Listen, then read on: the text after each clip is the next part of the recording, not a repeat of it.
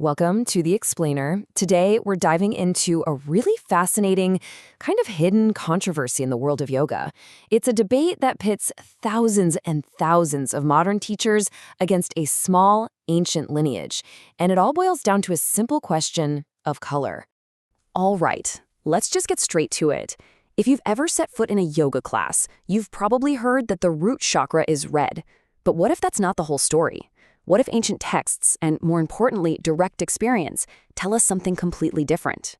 So here it is, the core of the whole debate. On the left, you've got what's taught pretty much everywhere today. The root chakra, or Muladhara, is red. The solar plexus, Manipura, is yellow. Got it?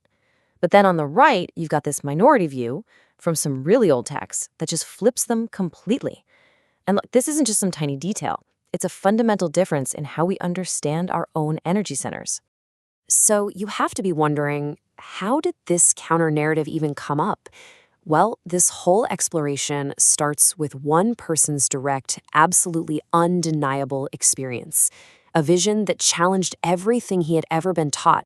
This account comes from a practitioner named Osman, who's also known as the blind Muslim yogi. Now, after almost 50 years of intensive practice, he began to literally see the colors of the chakras with his own eyes. And what he saw? Well, it completely defied the textbooks. And this is a quote describing what he saw in a very deep state of meditation. Instead of seeing red down at the base of his spine where the root chakra is, he saw something else entirely. It was this clear, undeniable sequence of colors that actually started with yellow. And this is a really key point.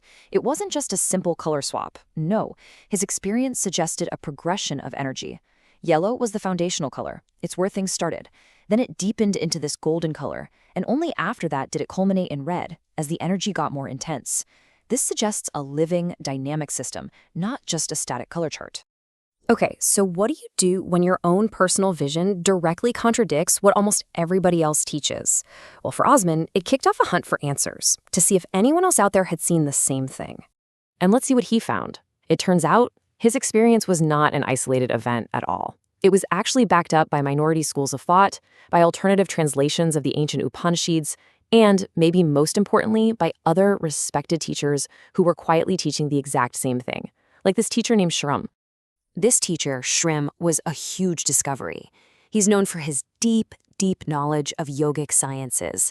And in his lectures, he states it clearly. The first chakra is yellow, and the third is red. It was a perfect match for Osman's vision. Now, this is where it gets really interesting. For some people, Shrim's credibility got this massive boost from what happened on the super popular Beer Bice's podcast. The host actually witnessed Shrim materialize an object right out of thin air. They call these siddhis, or yogic powers. And the argument is, if a teacher can do that, maybe their more esoteric teachings, like the color of the chakras, deserve a much closer look. You see, this whole argument over a single color, it opens up a much bigger question. A question about authenticity and what we accept as the truth. And that's the crucial point, right? If a teaching that's so foundational, as basic as the color of the first chakra, is so widely misunderstood, it just makes you ask, what else might be misinterpreted? What else might be mistaught in the bigger system? This just throws a spotlight on how knowledge gets passed down. You've got these incredibly influential figures with huge followings teaching something that direct experience suggests is just plain wrong. It really makes you wonder, is their knowledge based on their own experience, or are they just, repeating what they've been told? So in the end, this all boils down to a classic conflict, a story we see in pretty much every field. It's what the established doctrine says versus what your own direct personal experience reveals to be true.